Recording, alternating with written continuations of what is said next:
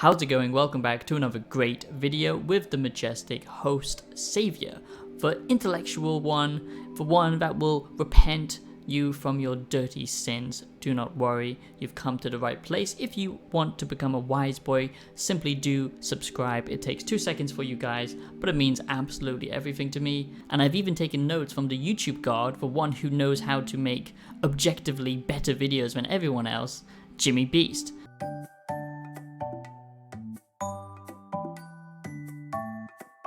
Mr. Beast, what does he teach?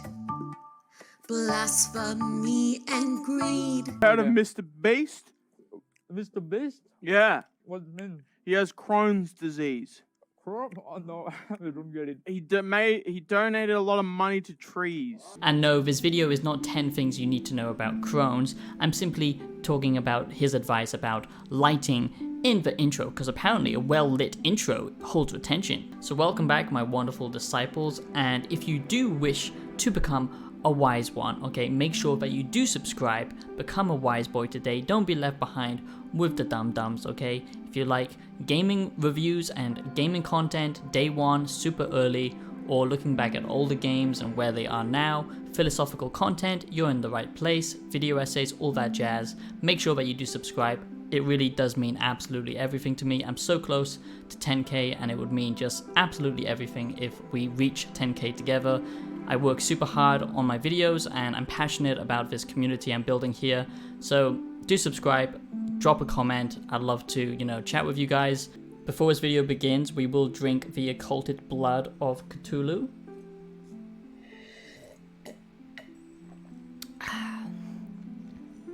And we are now cleansed for the video.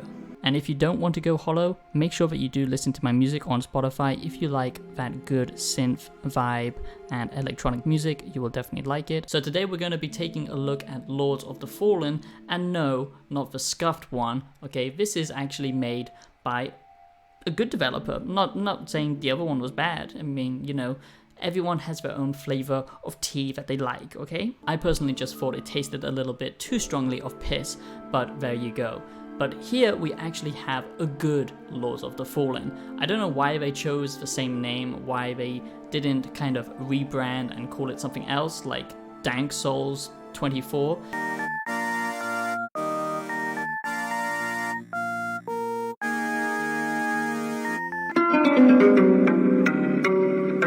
So I do hope you enjoy this Lords of the Fallen review, this Lords of the Fallen game review.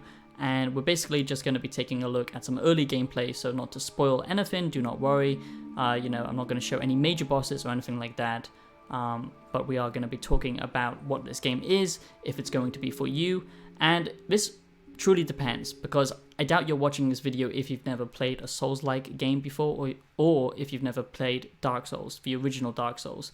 I wouldn't say that this is the best thing. This is the best game to jump into if you've never played a Souls-like ever before in your life. If you do want to get into Souls-like games, then definitely go and play the original Dark Souls. That is the OG, that is the GOAT. Now, I have a confession to make. I absolutely love Dark Souls. I talk about it in every single video that I can, pretty much, and I'm sure if you're a returning wise one, then you will know how often I do bring it up. But I always thought the Souls-like, kind of genre of games were always a little bit lame, and they were always just half-baked and undercooked, and I didn't like how they just tried to replicate from software, and they didn't really add anything new and original. I feel like a lot of Souls-like games were doing that. Recently there's been quite a few, like Mortal Shell or The Surge, and I understand some people do like those games, or Thymesia, or whatever it was called, but recently, okay, Souls-like games have been cooking. Finally, they've learned how to cook correctly, okay? Because I absolutely love Lies of P. I think that is an absolute gem, and honestly, I think Lies of P is better than Lords of the Fallen, but this is also an amazing Souls-like, so it's very difficult to compare them because they are doing very different things, although they are both Souls-like. But yes, this is also up there. So recently, Souls-like games have just been getting better and better. So I'm really happy about that. I would say this is a little bit more casual, so it's a little bit more forgiving compared to something like Lies of P and of course the original Dark Souls games. It's a little bit more akin to something like Elden Ring, I would say, but it is far more linear. The amount of movesets that you can actually do with your weapons are a lot more akin to something like Elden Ring compared to the original Souls-like games, or something like Bloodborne or Lies of P or something like that.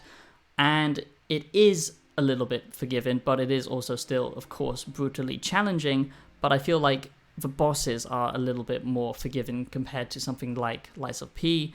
But what is difficult here is just the general exploration, and that's the main thing. You know, a lot of people don't touch on exploration in Souls-like games, but I think that is like one of the most fundamental points of a Souls game, is the in-between, you know, traveling between bosses. Okay, that's what makes a Souls game feel so good. You know, it's about the journey, it's about the adventure, and what I absolutely love with Lords of the Fallen is how you basically have more agency over your kind of adventure. And I'm going to talk about all the mechanics. So before we get deep into this Lords of the Fallen review, I'm just quickly going to say I do all of my reviews based on positives and negatives. That's just like how I structure them, because I feel it's much better than giving you a BS number like the shills and the big outlets in gaming like IGN, etc.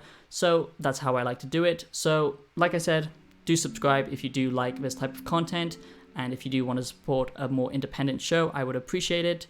Any type of support by joining as a member or just dropping a donation, anything helps me out, and I do appreciate it. So now let's get into the positives, because they're pretty much all positives, okay? So like I said, the Lords of the Fallen review that I'm giving you is based on the early game, so I won't be spoiling anything massively. So like I said, this Lords of the Fallen review is based around the early game, and I've done so much research, and I've really enjoyed, you know, just seeing what this game has to offer.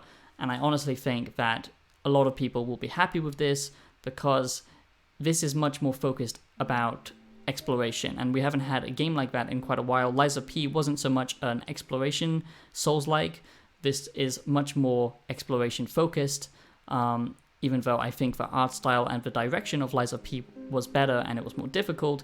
There's still a lot going on here. Okay, so the first positive is the fact that you create your bonfires. Okay, so basically you have this seed to create a bonfire. I'm just going to call it a bonfire, okay, because everyone knows universally what I'm talking about. The bonfire mechanic, it's the same in every Souls-like, but yeah, this cool thing in Lords of the Fallen, and the reason why I'm so excited to give you this review of Lords of the Fallen is because it's unlike any other Souls game that I've played, because basically you can choose where you plant your little seed. Yes, you can nut literally anywhere. Well, not anywhere, but pretty much lots of places around the map, and it's so cool because you don't know the distance between, you know, this save point and the next save point. So it's very tactical in, you know, the way that you have to plan out and manage your resources, you know, between runs, and, you know, how close you are to a boss and stuff like that. So I really absolutely love this feature, and,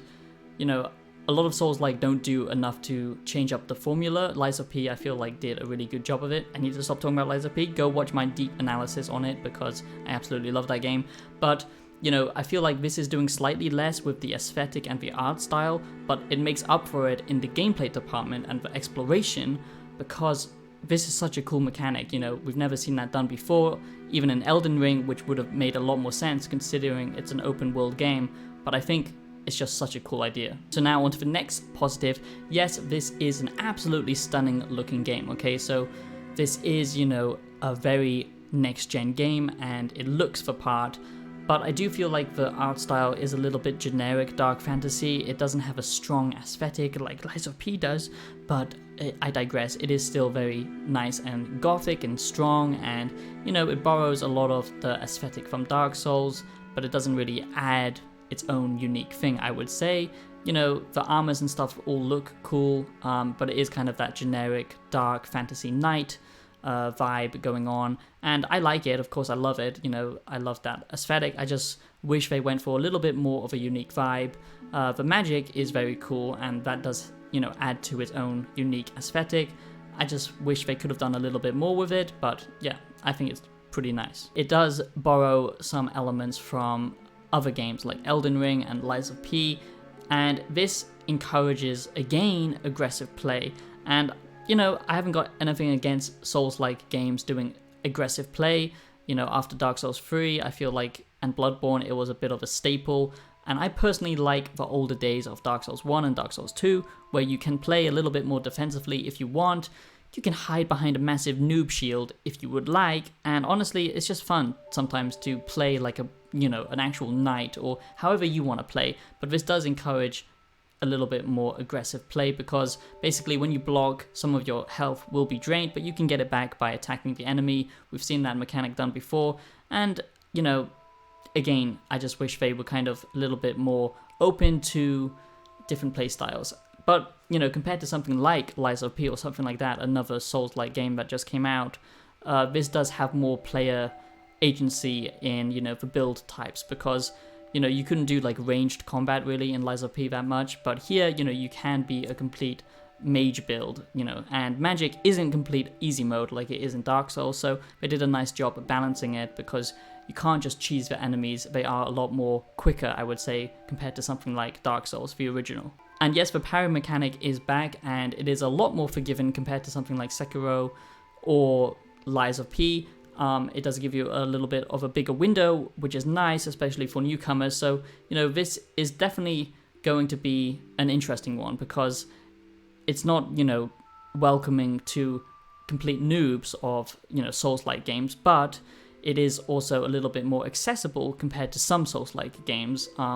So I feel like it does a nice job of balancing between the two.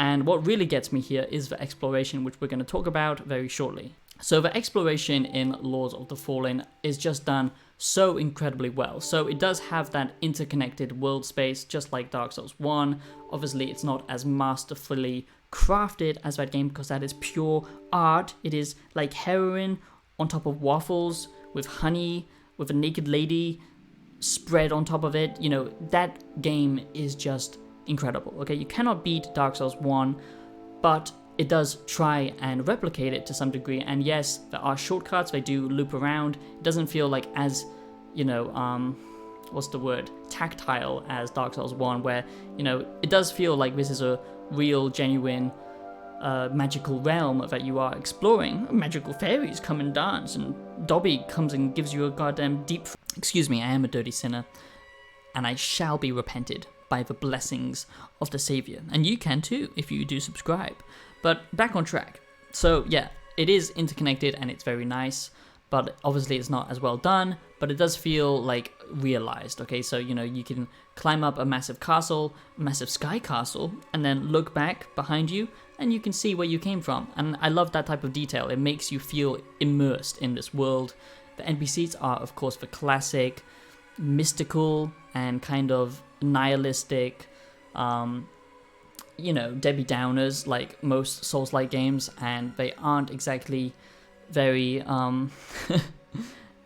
you know, they like to keep their deep thoughts to themselves. You know, it's all very ambiguous by design, and that's getting a little bit stale at this point. I would like to see something a little bit more like a high fantasy Souls-like game instead of just literally copying Dark Souls, but it does the job. I think the Lords of the Fallen reviews are going to be very positive, because it does do a lot right, and it just looks absolutely breathtaking at times. And, you know, the exploration here is what makes this game truly amazing, because basically you have two worlds on top of each other. And no, it's not a gimmick, okay? It's not like I thought it would be, where you just open it up to find some hidden items and stuff like that.